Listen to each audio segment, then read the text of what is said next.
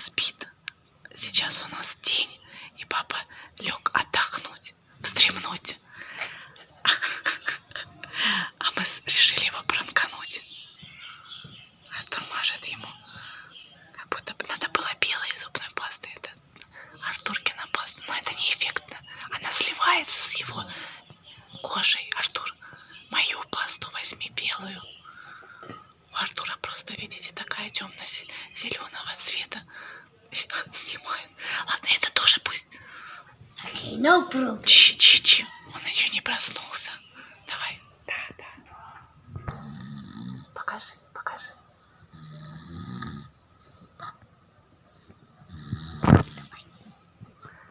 Нет, давай усы. Не надо, усы должны быть.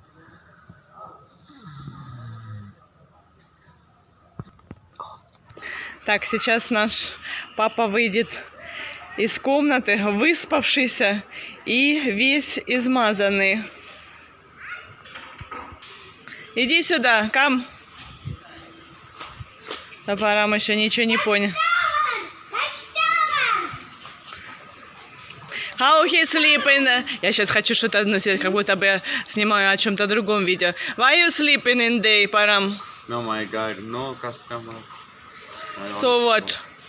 I'm 1 hour. I wake up 5 o'clock. You remember 4:30. Why? Customer morning. So half an hour I sleep 1 hour. No, mind will be fresh. Ну, so now you говорит, что должен быть чистый разум.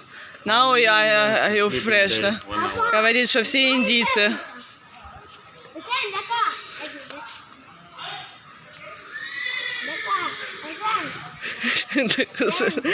Сыну надоело уже сниматься видео.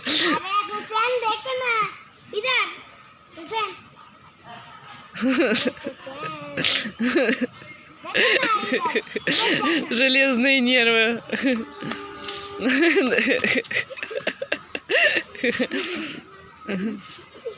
Парам, go found customer. See, many people in street. Сейчас, он еще до сих пор не понял. Сейчас, наверное, летят. I think now you have some luck. Я думаю, что у тебя сейчас какая-то удача улыбнется. Давай. Давай, try, Парам. Вон люди ходят. Иди, предложи. Coming now, coming. Come, Парам, go sit there with... Friends. Да, поговори с друзьями. Уже понял. Артур пришел со школы и сразу за домашнее задание взялся. Причем без всякого моего напоминания. Сам такой ответственный стал у меня сын. Говорит, вот у меня там вот по хинди, я куда-то не туда написал. Я вообще хинди не касаюсь. Вот у нас Артур еще ходит к репетитору. Она полностью занимается с ним хинди. Хорошая методика, друзья, да? У индийских учителей, как оказалось. Действенная. Учительница сказала переписать на хинди ноутбук, а я на марате ноутбук. Просто переписать и все. Там все о воде. Мы стираем белье, мы пьем ее. Но очень много внимания в Индии уделяется вопросам воды, да. Сейчас Артур быстренько напишет, и мы поедем, да? Как Да. классно, что у нас сегодня есть свободное время для того, чтобы еще и куда-то съездить. И вот это, видишь, как здорово, что сделай дело. Знаешь, такая поговорка? Сделаешь дело, гуляй смело. Вот, правильно. Сейчас ты ее усвоил благодаря индийской учительнице, да?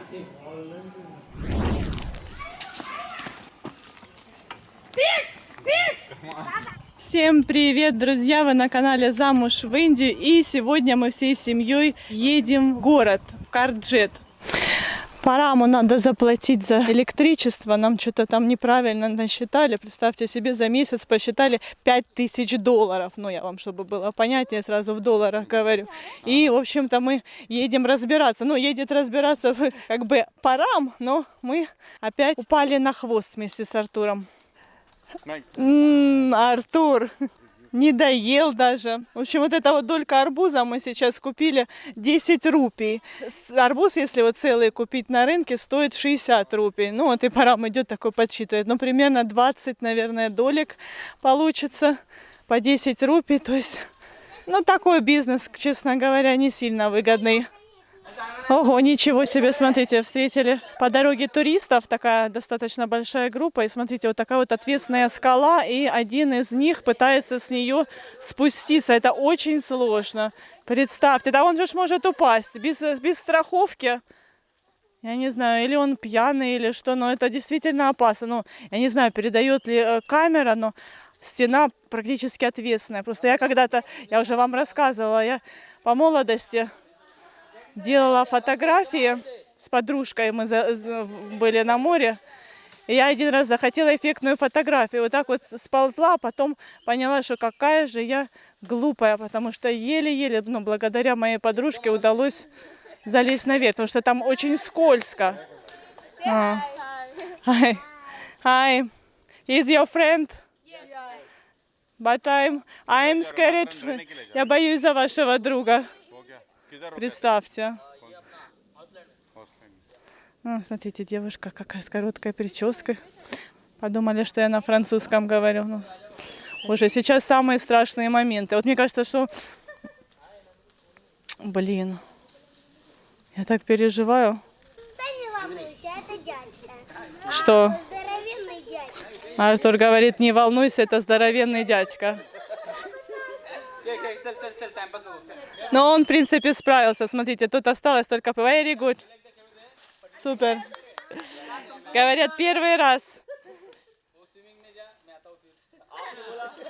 Молодец, герой. Ну, посмотрите, он, конечно, видите, такой парень накачанный. Как Артур сказал, здоровый дядька, да. Ну, смотрите, вот эта вот девушка тоже экстремалка, да, можно сказать. Ей можно в цирке выступать. Хотя ей, видите, никто не хлопает. Друзья, вот видите, вот эти вот парни несут у себя на плечах компьютеры. Знаете, для кого и для чего? Для учеников нашей школы. Потому что у нас с 1 класса есть такой предмет изучения компьютера. Но как-то они его изучают без компьютера. Ну, наконец-то уже. And how many computer will be? Ну, Парам говорит, что может 4. То есть не так уж и много. Ну, я так 100 лет назад закончила школу. У нас не было компьютерного класса. У нас был этот предмет в последний, там, 10-11. Но география тоже у нас не очень хорошо преподавалась, потому что учительница была классный руководитель. Это Артур мне спрашивает. И классный руководитель решала все свои проблемы, вопросы организаторские на своих уроках вместе с нами. Вот, ну, ладно. Так что по поводу компьютера, что мы на компьютер ходили в институт раз в неделю. В институт, и там тоже было компьютеров немного, по 2 человека на одном сидели. Ну и, в общем, у меня как-то, знаете, дома не было компьютера, да, тогда мы не могли себе позволить купить. Вот, и поэтому вот у меня даже, ну, до сих пор какая-то, знаете, как боязнь. Вот я помню, тогда мы с подружкой сидели за компьютером, он у нас постоянно зависал, включишь его, он сразу начинает зависать. В общем, к чему я говорю, что надо вот, чтобы дети с малого такого вот возраста приучались к технике. Сегодня мы поедем на вот таком вот байке, не на нашем, это наш поломался, и Парам взял байк друга. Но это именно мотоцикл, то есть если у нас это скутер, а это мотоцикл, мне, честно говоря, даже страшно на нем ехать. Я, видите, Артуру надела шлем. А? Что, сынок? Мне этот мотоцикл ничего страшного. Главное, чтобы я как мне залезть на этого мотоцикла. Ну, как на коня. Это же вот это как раз шлем, который мы покупали ему, когда он на коне скакал. Уже закончился у Артура курс, кстати, ну уже в принципе давненько. 15 тысяч мы заплатили за курс верховой езды.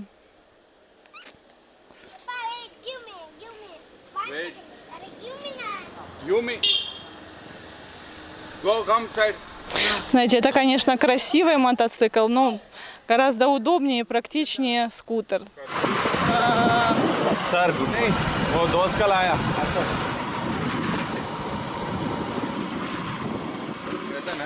Ну что, мои дорогие зрители, проблему мы до конца не решили, придется еще по Раму ехать. Но зато по дороге заехали в Димарт, супермаркет. Хотели купить совсем чуть-чуть, вроде бы как все есть необходимое самое, но в итоге посмотрите, сколько всего набрали.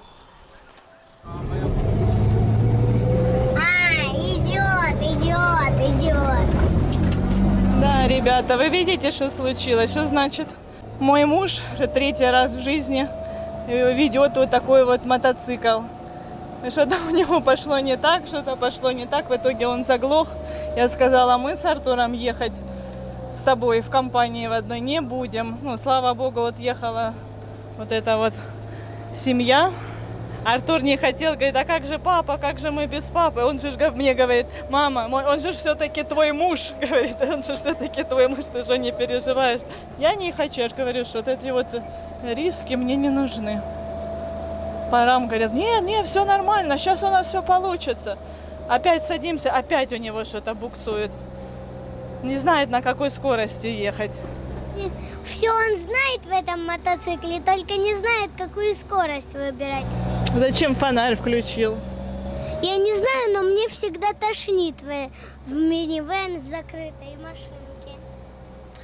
Все, слава богу, живы, здоровы и дома. Очень сильно я испугалась. Артур, ты испугался, когда папа не справился с этим мотоциклом? Ну, представьте себе, ответственная гора. И нам еще, то есть понимаю, что нам еще очень долго ехать, и будут еще более крутые там повороты. И тут начинает байк, вот именно там на этом подъеме у него, он заглох. Он что-то переключает скорость, не получается, а он же мотоцикл этот тяжелый. То есть, если, допустим, там этот скутер, если какие-то у нас были проблемы, а они там были, то можно было вообще его там на руках тащить. А это уже нет, это уже такая махина здоровая. В общем, я как испугалась. Сначала что-то пора меня уверяет, это все будет нормально, сейчас я все понял, я понял свою ошибку, говорит. Я ему поверила первый раз, такие опять же едем. И, ну, не шуши. И опять то же самое, опять глохнет. Все, я уже сказала, все, пора, мы с Артуром не поедем с тобой. А пора мне опять говорит, а я понял свою ошибку. Я сказала, все, ты уже не оправдал мое доверие. Так это, у папы была неправда ошибка. Он слишком маленькую скорость. Ладно, все прошло, не будем о грустном, давайте эмоционально расслабимся. И сейчас любимая многими рубрика «Разбор наших покупок». Ну, вообще, знаете, я заметила, что вот есть такая вот особенность у людей. Интересно, что другие купили. Вот даже вот я сегодня в супермаркете обратила внимание, что многие ходят со своими тележками и заглядывают к нам в тележку. И словила себя тоже на том же самом, что я тоже заглядываю к другим людям в тележку. Так, ну и сейчас посмотрим, что мы набрали. Ну, в принципе, не так уж много, но... Давайте с одежды начнем. Смотрите, купили вот такие вот кроксы Артуру, потому что у нас примерно через месяц начнется сезон дождя. Может даже и раньше пойти дождь. Значит, эти 200 рупий, 199, простите. Ну, такие вот классные. Очень приятный цвет. И я себе тоже выбрала. Мои 250 стоят резиновые вот такие вот шлепочки. Так, дальше еще. Ну, это тоже маме, ну сейчас посмотрим, что это. Это Артур купил, смотрите. Ну, это мы выбрали для нас всех, в принципе. Ну, это как вот.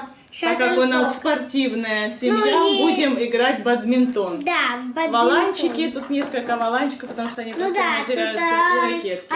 1, 2 и еще 3. Так, дальше, сыры. Вот у нас тут в Матаране нет такого изобилия сыров, но опять ты шушишь, Артур.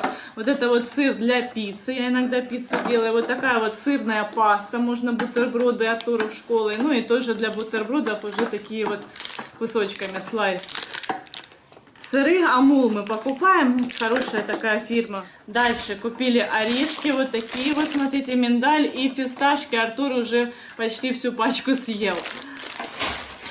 И вот еще, да, купила себе спортивные штаны, чтобы, так как сыров много накупила, чтобы потом сжигать жир. Все-таки я настроена на то, что буду бегать вокруг стадиона, когда Артура жду со школы. Так, это нижнее белье, я вам показывать не буду, но единственное, что вам хочу сказать, что в Индии, ну, во всяком случае, вот в таких вот маленьких городках, где мы живем, нижнее белье какое-то, кроме парашютов, невозможно найти для женщины. Так, дальше это мыло Dove.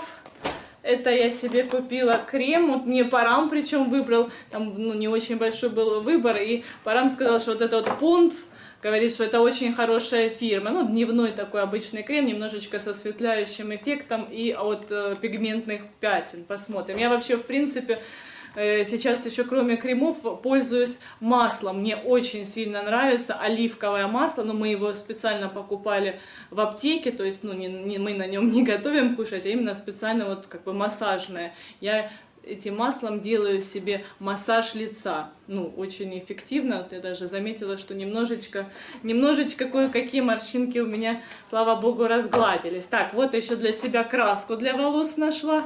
А вот как его, ну, альбом для рисования. Да, альбом. Просто я очень люблю рисовать, а у меня уже заканчивается.